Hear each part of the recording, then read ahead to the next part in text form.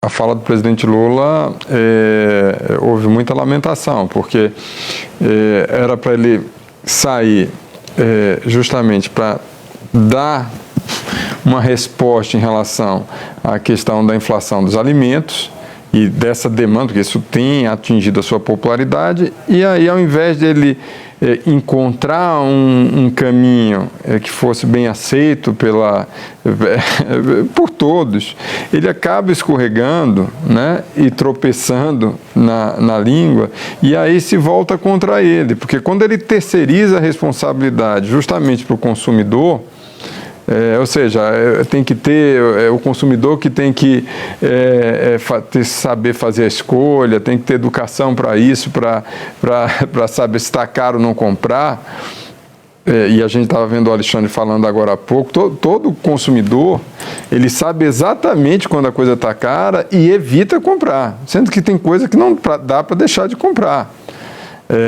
Então, quando ele terceiriza, a responsabilidade está acontecendo para o consumidor, ele acaba abrindo um flanco para a oposição explorar. Então, o que a gente já tinha visto lá do episódio do Pix, né, que foi devastador, de alguma forma hoje não chega a ser dessa magnitude, mas a oposição também está explorando com força. E o governo está perdido na reação, não sabe como responder. Porque fica difícil, fica indefensável essa fala do presidente Lula. A outra questão, que aí foi abordada aqui, o governo, em primeiro lugar, não tem... Essa fala do Lula mostra que o governo está perdido em como enfrentar. Ou seja, lá atrás a gente já afirmava aqui, está fazendo um carnaval, dizendo que o preço está alto, mas não tem nenhuma proposta concreta. Porque é muito difícil você tratar de inflação de alimentos. Lá na frente, apostar no plano safra, apostar numa safra maior, ok, mas isso não resolve imediato. O que poderia ter resolvido era a questão do dólar. Mas aí tem uma questão central, que você tem não só a falta de credibilidade do ponto de vista da política fiscal, ou seja, de cortar gastos, ou seja, de reduzir despesas. O governo não sinaliza nessa direção, nunca sinalizou nessa direção. Pelo contrário, o presidente Lula recentemente disse que não tem nenhuma nova medida fiscal em gestação, e se depender dele não terá. E você tem, além dessa questão, você tem um movimento do próprio presidente Lula, que agora ele volta, de ataque ao Banco Central. É verdade que agora ele está atacando o passado, ele faz uma espécie de corte como se fosse possível, fazer uma espécie de corte. E fala que teve um arapuca, uma espécie de armadilha central que está pressionando a taxa de juros e que precificou. Ora, o que houve de fato, é importante a gente falar, a gente falou aqui no dia que aconteceu a sinalização para mais 2 aumentos de 1 ponto percentual. Foi uma blindagem ao Galípolo, e aquilo foi com aval do próprio Galípolo e da equipe que o Lula já tinha colocado lá, tinham 4 diretores. E por que isso? Porque haveria esse tipo de pressão. Imagina, sem essa sinalização, a pressão política que estaria havendo em cima do Banco Central. Então, pelo menos, o discurso do presidente Lula fica para o passado. Mas, na verdade, foi a própria equipe dele que decidiu conjuntamente. E o Galípolo disse isso no final do ano, inclusive num café da manhã com a imprensa. Eu estava lá, a Ana Flor estava lá, o Valdo estava lá, o Clava estava lá, e a gente ouviu isso de viva voz do Galípolo. Então, é importante a gente dizer, Tralho, o seguinte: o ruído provocado pelo Lula e a falta de credibilidade da política fiscal tem um papel fundamental nesse aumento do dólar e, consequentemente, na taxa de juros, né?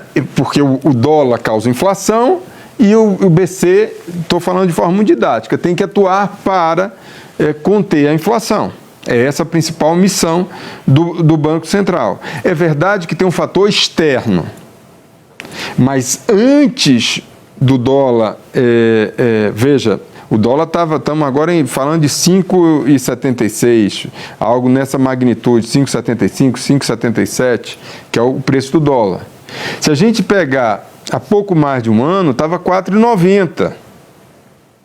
Mesmo que caia, veja, eu me lembro do primeiro ruído político provocado pelo presidente Lula, quando ele começa a falar muito nas rádios, que foi exatamente entre maio e junho, o dólar pula de 5 para 5,50. 10% de crescimento do dólar. Então, assim, é preciso fazer um meia-culpa.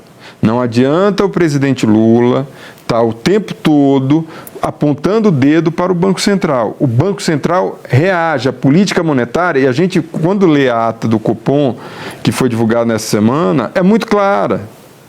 Assim, sem uma política fiscal consistente, estrangula justamente a política monetária, que passa a atuar sem ajuda. E é isso que a gente está vendo. E esse tipo de fala não ajuda. Independentemente do dólar estar caindo por fator externo, é preciso fazer o dever de casa.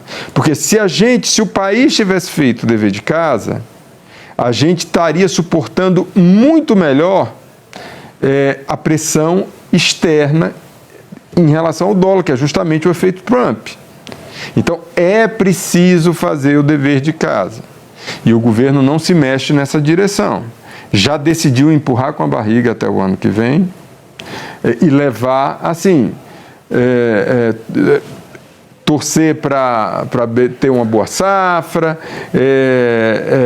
e ir tocando, fazendo alguns pequenos gestos. Mas quando o Lula vem e fala um novo ruído, eu acho que isso atrapalha, porque isso fragiliza a pouca credibilidade que tem hoje a ação da equipe econômica. Porque, de fato, ele, em vários momentos, inclusive recentemente, quando ele diz que não tem mais nenhuma medida fiscal, ele acaba esvaziando a equipe econômica dele, o próprio ministro Fernando Haddad. Ana Flor, que leitura você faz, por favor, dessas falas do presidente Lula em relação à inflação dos alimentos?